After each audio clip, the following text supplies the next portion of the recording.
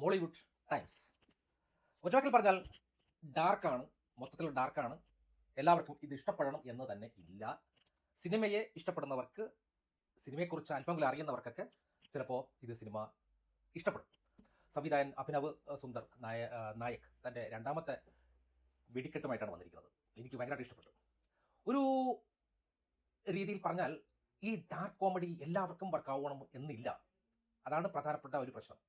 Okay, എന്തായിരുന്നാലും ഈ സിനിമയുടെ കഥയിലേക്ക് നമ്മൾ നോക്കുമ്പോൾ 90s കിഡ്സിന്റെ നൊസ്റ്റു മോനെ, എനിക്ക് പടത്തിൽ ആ ഒരു പഴയ ഒപ്റ്റോമണിക് VCR, അതോടൊപ്പം തന്നെ പിന്നെ ഇത് മോട്ടോറോളയുടെ ഫോണ്, പിന്നെ ഇത് മമ്മി, ഞാൻ ന്യൂ തിയേറ്ററിൽ പോയി കണ്ട സിനിമയാണ്.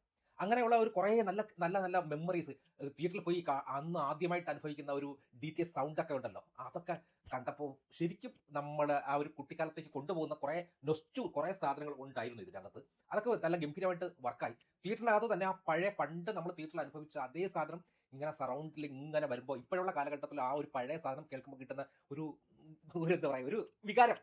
ഒരുപാട് ചീത്ത വിളിക്കുന്നുണ്ട് മലയാള സിനിമയിൽ. ഇപ്പോൾ ചീത്ത വിളിക്കുക, തെറി വിളിക്കുക എന്നത് ഒരു നോർമൽ ആയിട്ടുള്ള ഒരു വിഷയമാണ്.